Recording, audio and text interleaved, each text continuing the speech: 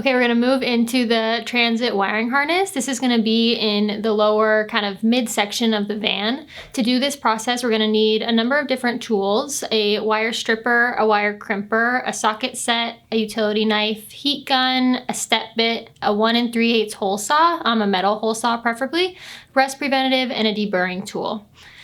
So in your wiring kit that you would have gotten in your Adventure Wagon system, you're gonna have 3 boxes. You're gonna have one labeled outlet kit, one labeled fuse block kit, and then one labeled transit battery connection kit. The connection kit's the one that we're going to use first. The other 2 you can set aside for now. And then also in the box, you're gonna have your main looms. You're gonna have 3 main wiring looms and then some ground connectors as well. And we're gonna use those pretty early on as well too. First, in that transit battery connection kit, we're going to open that up and pull out all the different components. The main things that we're gonna need are the little plastic housings. There's kind of like a rounded, bigger portion that we'll use last, and then a smaller kind of square section that the breaker is gonna fit into, and then some hardware that goes along with that. And then the first wire that we're going to use is the breaker to aft panel 4-gauge wire. So grab all of those components, and then we're gonna move inside the driver's side front door. So as you can see here, our installer has already fit the breaker into that little plastic housing. There's no hardware or anything, it just snaps into place. And then you'll have 2 threaded inserts that will go into that piece as well, which we'll show a little bit later on. So to get placement for the breaker, we are going to use that 4-gauge cable underneath as a spacer because we want that to be able to run underneath the breaker and the housing. With that wire underneath the breaker, you can use a punch or the end of a rivet or something to mark the mounting holes through the breaker and the housing. This is going to allow us to pre-drill without the breaker in place. You can just use your little self-tapping screws that you're going to use to mount as your pre-drill, or you can use a smaller drill bit if you prefer. Here you can see us inserting those little threaded inserts. They're basically like a little nut that fits inside the opening on the side of the housings. This is what's going to allow us to attach that bigger plastic piece at the end. After you've pre-drilled your holes, you can put your breaker back in place and attach it with those self-tapping screws. We like to have the side of the breaker with the auxiliary connection towards the front of the van and the battery connection towards the back. Again, it's not super important, but it does, just to keep it consistent with how we're doing things in the video, it will be a little bit easier to follow if you do that as well. Once you have your self-tappers in place, everything should be super secure. I would make sure that your breaker is flipped off. So as you can see here, the little yellow tab is flipped out, and that's showing that the breaker is off or disconnected. And then next we're gonna actually connect our cables. So that cable that we use is a spacer. We're gonna connect to that auxiliary post on the breaker. You can see it's kind of a tight fit, so you can kind of pre-bend your wire ahead of time to make sure that it can make that curve, and then attach it with the nut that came with the breaker. You want to make sure to tighten all of the nuts on your breaker and any electrical components that we're attaching with a socket, and make sure that you tighten it down really well instead of just hand tightening it. You want to make sure those little plastic covers are free to go back on top of the bolt as well. After you have your 4-gauge wire connected, we're going to move on to the battery post connection. So this is a slightly different size wire. It's a 6-gauge because it doesn't have to go a very long distance. So we're going to connect that from the battery post on the breaker to the main van power just on the side of the seat base here. There's 2 posts on the side of the seat base. You're going to be using the smaller one. Your wire will only, like your wire lug will only be big enough to connect to one of the 2 posts. So it should be pretty obvious which one you'll want to be using. After both of your wires are connected to your breaker and secured in place with a socket, we can go ahead and put the plastic cover plate over top. You're going to use the 2 button head M6 bolts in that first box to connect them to the internal housing that was connected to the breaker. The next step in the process is we're going to need to cut an access hole for those wires to pass through into the wall. So we're going to do this right underneath your TH or TX5 piece, depending on your van. And it's not super like precise on where this hole goes. You just want it to be kind of centered under that TH or TX5 A-frame piece, and your pilot hole is going to start just under the lip in the van of the corrugation. So that's a good kind of reference on where to start your hole. We use a 1 3/8 inch hole saw. That gives you a little bit of extra play to get the grommet into place, but enough to kind of keep it there where you need it. This is a couple layers of metal, so it'll be a little bit tough to get through. Just take your time and just make sure to go slow so that you don't punch through or impact the outside of the van at all. Because you are going through a couple layers of metal, this might take some time. Your hole saw will heat up and so will the metal, so it's okay to take some breaks and give it some time. And this is another reason it's important to have a decent quality metal hole saw for this process as well. After you've gotten through the metal, we're gonna go ahead and deburr and rust prevent the hole that we made. It's important to let the rust preventative dry before we put our grommet into place. But once it's done that, and a reminder that you know it's dry when everything has turned black and it just doesn't transfer to the touch, we can go ahead and place our grommet. This is gonna protect the wires as they pass through the hole from catching on the metal or getting snagged in any way. After your grommet is in place, we're gonna go ahead and pass that breaker to aft panel 4-gauge wire through the grommet into the wall and back through the wall. There's gonna be a factory hole in your C-pillar, so kind of at that 0 line of the van, that we're gonna put another grommet into that's included in your kit. This again is just gonna protect the wires from snagging on the metal at all or getting like cut or worn down over time. This again is a factory hole. You don't need to cut this. We're just threading it through a pre-existing hole from Ford. So once you have that, you can continue to feed your 4-gauge wire back through the van, and it's going to terminate kind of just forward of your driver's side wheel well. You'll see a little later where the fuse block is going to live, and all those wires are going to come out and be plugged in. After you have your main positive cable run to the back, we're going to move on to our actual leads to all of our components. This video can be used for the Transit Long or the Transit Extended van. There are a couple of differences we'll want to kind of note before going through the video. In the next steps of us running all of the leads to the different components, we'll be doing this on a Transit Extended, but your placement for these leads will be the same between the two van bodies. The biggest thing you'll want to keep in mind is that your fan and light 2 leads, you want to make sure that they're aft of your TC or TXC3 cross member, just so that you can access that ceiling panel. Apart from the light and the fan leads in that aft bay, all other leads will run in the same locations relative to your C and D pillars. So you can follow the same kind of cues in the videos that follow. Another notable difference is going to be actual fuse block plate. So in this clip here, we're showing the Transit Extended placement. It's going to be right kind of forward of your driver's side wheel well, tucked under your TX 1.5 bracer piece. The footage later in this video is going to be a Transit Long, so you'll see a little bit better placement there. So yeah, the main difference is just the placement, and then your actual plate is going to mount kind of in the center of the metal extrusion of the van for this Transit Extended placement. And again, you can see this here in this footage. But everything else, like the fuse block placement and the post, is all going to be consistent between the two vans. As we move through running the wires through the van, it's important to keep in mind that you always want to be running on the insides of the walls and underneath your A-frame pieces. This makes sure that we're not going to interfere with mounting track or panels or anything else down the line. It's also important that when you run your light and your outlet leads into the different bays, that you make sure you're in the right location before connecting your end connectors. Once you have your Deutsch connectors or your splitters on those leads, you're not going to be able to pass it underneath the bracers or behind the walls of the van. Now that we've kind of clarified that, we can move into running our black harness. So this is going to be your driver's side outlet and auxiliary harness. So you're going to start at your main fuse block location, and then you're going to run your first USB 3 lead back through the wall, and it's going to pop out right in front of your driver's side D pillar. The next sections, you're going to go forward through that same grommet that we passed the positive lead back through, so it'll allow it to pass through the C pillar forward into that first bay. Your USB 2 lead is going to pop out right in front of the C pillar, and then you're going to pass your auxiliary 1 and your USB 1 forward, and those are going to pop out right kind of behind your driver's side B pillar. The auxiliary 1 is intended for a heater under your passenger seat. You might not use this. If you don't, you can just coil it inside the wall and tuck it away. We usually secure it with a little bit of hush mat or something like that to keep it from rattling or making any noise. After your black loom, we're going to move on to the blue loom. This is going to be some lights and passenger side outlets. So it's easiest to pass the main part of the harness, so the one where all of the leads terminate at the same spot, pass it down the D-pillar. So you want to make sure that you're on the forward edge of this opening. It's easy to pass it into the actual D-pillar itself, but we want it to terminate inside the wall there. So it might take a couple tries, just kind of take your time, and you can bend the wires ahead of time to kind of be curved forward, which will help it go kind of in the direction that you want it to.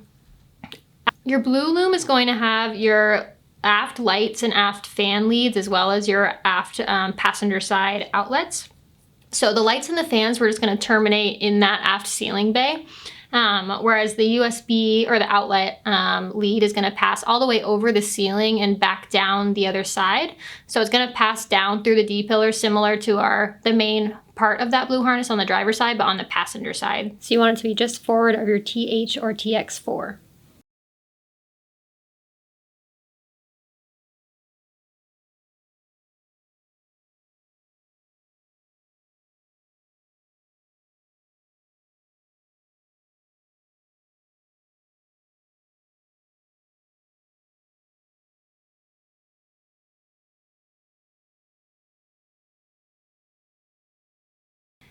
The last loom that you're going to run is going to be your orange looms. This is going to be your forward lights and fan, as well as your forward auxiliary and outlet drops on the passenger side. So this is going to run along the C-pillar of the driver's side. So it's easiest to pass it down just like we did the blue loom, but you're going to be passing it on the aft side of your C-pillar. So you want it to go behind your wire chase to make sure that it's not interrupting any tracker panels, and then down the C-pillar, and then terminating where the fuse block's going to live with the rest of your harnesses. So once you've passed it down, the light one and the fan one are going to run along the forward side of the of your ceiling rib, of your C-pillar ceiling rib, so your 0 line. You can use a little zip tie to attach it, which we'll show in a minute, just to keep it from falling down or catching or causing any snags as time goes on. And you can just tuck that fan one and light one lead into the ceiling. We'll show you how to make those connections a little later. The aux 2 and the USB 4 are going to pass along the ceiling on the aft side of that same ceiling rib. And again, you can use some zip ties to attach it to the side of the rib to keep it from falling. So you're going to pass it all the way over to the passenger side and over the wire chase, just like we did before, and down the wall. So this is going to come out right aft of your T3 or TX3 A-frame piece on the passenger side. One more process you might have to do is extending your factory grounds. We find that most of the time on the driver's side, you will need to do this process. It basically allows you to shift the factory wiring harness up and into the top corner of the van and a little bit forward so that it doesn't interfere with your panels or your trim piece in that forward driver's side corner. So in your Adventure Wagon kit, you will have gotten a number of extension cables with butt connectors pre-attached. This is going to allow you to extend those ground cables by like 6 to 8 inches or so, and just give you that little bit extra slack that you need. So I would recommend just going ahead and doing this on your driver's side and extending those wires, and then shifting the factory harness up and forward as much as you can. You can play with this a little bit when you get your panels into place. You might have to adjust it. So if you are going to zip tie wires or anything, I'd wait a little bit until fully securing them, and you can fit panels and kind of see if you need to adjust anything later on. In the next steps of the process, we're going to use the components from the fuse block kit box. The first thing that we're going to need out of here is your ground connection. So this is just one black cable, and then there's a bolt with a nut on it as well. We're going to use the second threaded factory hole forward of the driver's side wheel well. And you're going to want to thread this bolt through that hole, and then connect the ground cable to the bolt on the other side inside the wall of the van, and then tighten the nut over top. Make sure to use a socket to tighten it down really well. The other end of this is going to connect to our fuse block plate, so we'll get to that a little bit later. We're going to move on to our fuse block and the mounting plate. We are going to show it on a bench here first, just to have a little bit of a clearer view. It's a little bit hard to see inside the van. So in your kit, you're going to have a Blue Seas fuse block. So we're going to go ahead and mount this first to the steel plate. Orientation is important here. You want your negative connection to be towards the side of the plate, towards a little bracket piece, and your positive towards the center. You'll have 4 bolts in your fuse block kit to mount this to the plate. And again, make sure that you're mounting to kind of the inside of the bracket, not the back of it, because it is important for how it mounts inside the van. And again, we're going to make sure to tighten these all with a socket set, either as you go or at the end, to make sure everything's nice and secure. We're going to connect the positive and negative posts next to the plate. These are the little red and black pieces in your kit. Both will have hardware that comes with it. And it is important to note that the red is towards the outside, or will be towards the back of the van when we mount everything. And the black's kind of in the middle between the red post and the fuse block. So go ahead and use the hardware provided to attach these. And then we will move on to demonstrating how we attach some of the leads to the fuse block itself. In that same fuse block kit, we're going to have a positive post to fuse block lead. This is going to go from that red post we just attached to the positive end of the fuse block. And again, another reminder that we're just hand tightening this for demonstration purposes. You're going to go back at the end and tighten everything really well with a socket set. We'll also be connecting that main 4-gauge wire inside the van to this positive post, so you can go ahead and leave this connection loose for now, and we'll tighten everything on the front side of this plate once we're inside the van. After the positive connection is made, we can go ahead and move on to the negative post to fuse block cable using the same process. Next, we're going to show the chassis ground connection. We've already connected this in the van prior, so this is just kind of a demonstration. You'll see here that this gets connected to the negative post on the plate, and then you can see the little bolt and nut that we used earlier inside the van. We're just kind of showing how that looks outside and what pieces you'll need to make that connection. Now we're going to demonstrate connecting the actual component leads to the fuse block. Again, you're going to be doing this inside your van, so this is just to show a little bit more clearly how the process works. So in your kit, you're going to have a set of both yellow and blue terminal connectors. These are for the different size leads. For your 12 and 10 gauge leads, you're going to use the yellow terminal connectors, and for your 14 gauge leads, you'll use the blue terminal connectors. All of your leads are going to be labeled with what gauge wire they are, so it should be pretty clear which connectors that you'll want to use for each. The first thing you're going to do is go ahead and strip off the end of your wire. You're going to do like between 1/4 of an inch and 1/2 an inch. You have a little bit of play here. After you've stripped the wire, it's helpful to twist the end a little bit to make sure that all of the little like metal pieces within the wire stay together when you put them into the terminal connector. When you're sure that the wire is securely inside the terminal connector, you're going to use a crimper to secure it in place, and then repeat on the rest of your wires with the appropriate terminal connector size. After you've crimped your connections, you want to heat shrink everything to make sure it's nice and secure, and it gives it a little bit of protection from water as well. So after you have all of your terminal connectors connected to your different leads, we're going to go ahead and attach them to the fuse block itself. Again, we're just doing a bench demonstration here. We'll show in the van a little bit better, but it is helpful to have all the leads from one loom on one side of the fuse block. It just helps keep all the wires organized on the back side of that plate when we mount it in the van. And I also like to keep my positive and negative wires in the same order on the fuse block, just for easy reference. Your fuses are all going to live with the positive wire, so those are the important ones to note their location. And again, it's a great idea to note where all of your leads are going into the fuse block before you mount your plate, because you're not going to be able to see those labels after your plate is secured into the van. We're going to move on to showing how to do the different connectors for the different leads. So this is going to be at the end of each lead as opposed to at the fuse block. So you have a couple different types of connections. In your outlet kit, you'll have a set of splitters. So these are going to be 2 red wires coming out of a butt connector into some little like corner connectors or 90-degree connectors. So you're gonna have 5 black and 5 red of these. And these are just gonna get crimped on in the same fashion that we did the terminal connectors onto the ends of those outlet leads. So this is gonna happen at each of those 5 locations throughout the van. The next connectors that we're gonna add are our Deutsch connectors. So these are the quick connect for our lights. So it is super important here because these connectors are so big that you wanna make sure your leads are in the right location or in the right ceiling bay. So the biggest pieces to have the light 1 forward of that 0 line ceiling rib and the light 2 aft of that 0 line ceiling rib before you make these connections in the van.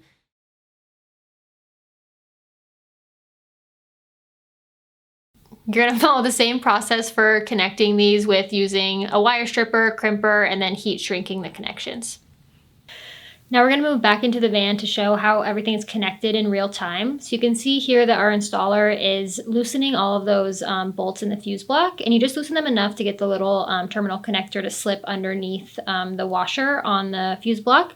We keep all of the leads from one like harness on one side of the fuse block just to keep the cables nice and organized on the back side, as you kind of saw on the earlier bench demo as well.